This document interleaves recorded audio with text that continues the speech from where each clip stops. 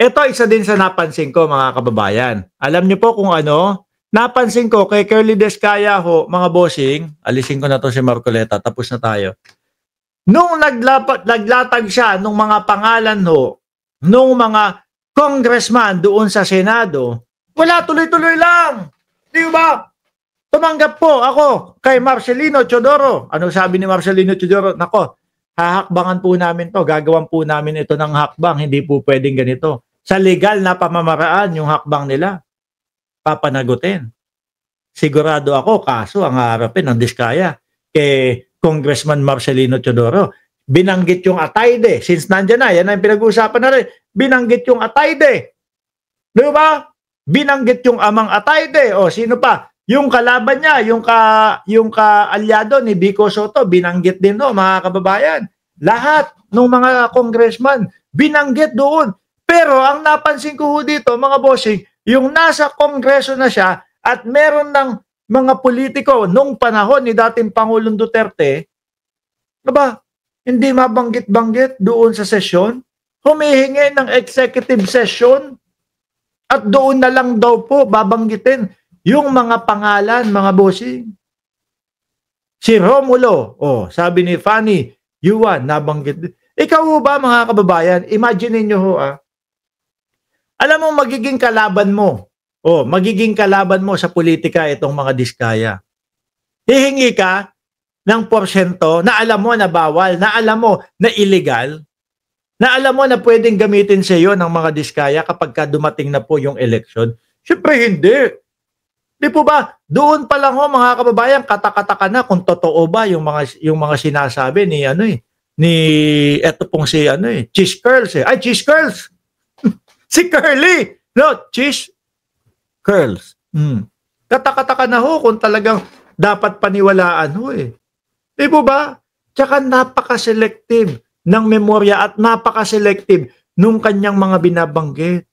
Kapag ho doon sa Senado, nabanggit yung mga panahon, taon, nung dating Pangulong Duterte, agad-agad nilang agad-agad nilang pinuputol at nililito yung mga nagtatanong doon sa panahon ng dating Pangulong Duterte para malipat na po yung iba.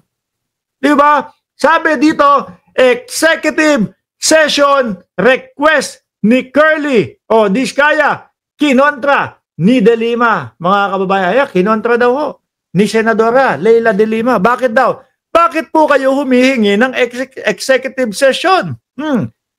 Is it a matter of national security? Sasabihin nyo lang naman kung sino yung mga pangalan.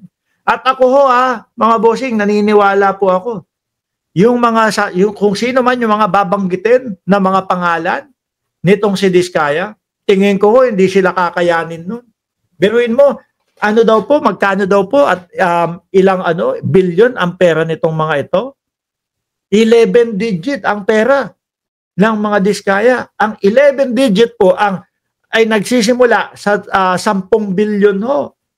Kapangyarihan po yun. Hindi basta-basta magagalaw yan, mga bossing. Di ba? Hindi basta-basta magagalaw yan. Tingin ko, mga boss Chipamo, sir, yung mga sinasabi kasi ni Diskaya, tingin ko lang may script. No? Hanggang dito lang ang knowledge natin. Hanggang dito lang tayo pwedeng sumagot. Pero kapag pag-usapan na, umabot na sa punto at oras at panahon ni Duterte ang nabanggit, wag na nating pansinin. Ganun ang napapansin ko sa kanila. Di ba, Marijo? Baka magtanong si Joel Q kung sino ang kumain ng tinapa ko. Ano yun? Nako, Idol Mark Ramos, itong si Marcoleta. Naghihimo to kasi napalitan siya ni Lacson. Wala naman talagang kaayusan si Marco. Yun niya, umpisa pa lang nung kanilang hearing doon Gulo-gulo na sila, hilong-hilo na po Sino mag-uumpisa, sino magtatanong? At halata po yung pagkabayas. Hindi lang ho ako nagsasabi niyan, mga boss. Pati po si Tulpo, mga kababayan. Pati po si Tulpo, ng Galaite, nagagalit. Anli tanong daw po, mga bossing. Kaya ngayon, ano nangyari?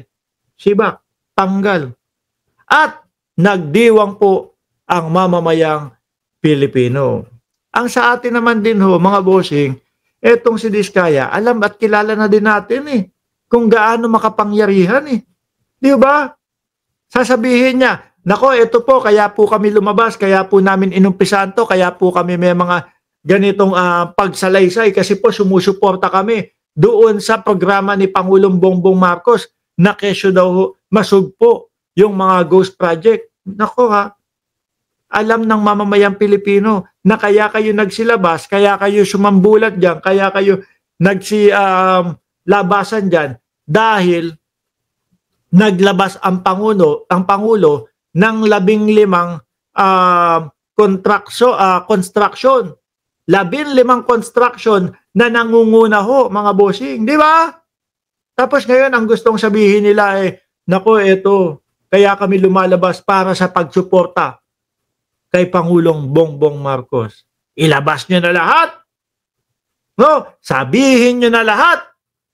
Pati yung mga senador, kung meron kayong kilalang mga senador, huwag nyo nang bitinin ang taong bayan. At eto tingnan nyo, tayo, na nandito, nakasubaybay lang po sa kanila, pinapanood sila doon sa mga hearing, pinapakinggan po yung mga sinasabi nila sa hearing at iba pa, mga bossing. Tayo alam natin kung sino nagsisinungaling kung sino yung inconsistent kung sino yung mga tipo bang piling-pili lang yung mga babanggitin ng mga pangalan Alam natin yun, di ba? Pero doon sa Kongreso, sa Senado, eto pang mga ito ang gusto na gawing state witness ho, mga bossing. Samantalang parang mas sila pa po yung talagang mga pinaka tawag dito, mga pinaka, nakalimutan ko yung word lagay nyo dyan sa comment section. Yung pinaka may kasalanan talaga. Di ba? Doon base po doon sa mga nakikita at napapanood natin. Sabi ni Daily Necessity, DDS mag-EDSA, pero Digonggong hindi believe sa EDSA. Kakatawa.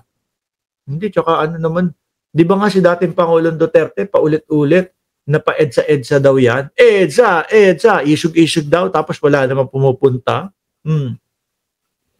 Alam nyo ho, mga boss chief sir, kawawang-kawawa ang bayang Pilipinas. Ano po?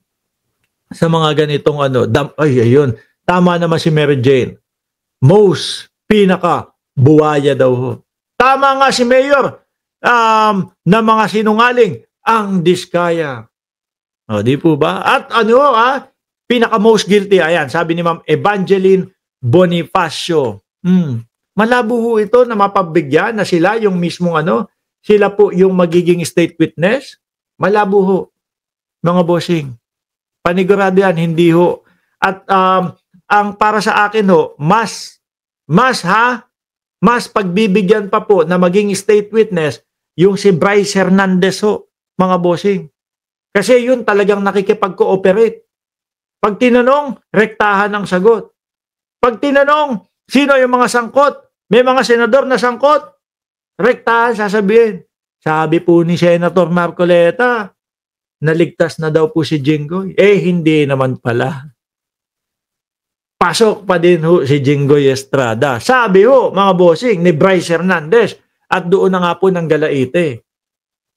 Si Senator Jinggoy. At si Senator si Boy Dila. Hindi na Boy Dila. Si Boss Jewel yung Boss Jewel. Di ba, mamaya tatalakayin ho natin yan. Ngayon, mga bossing,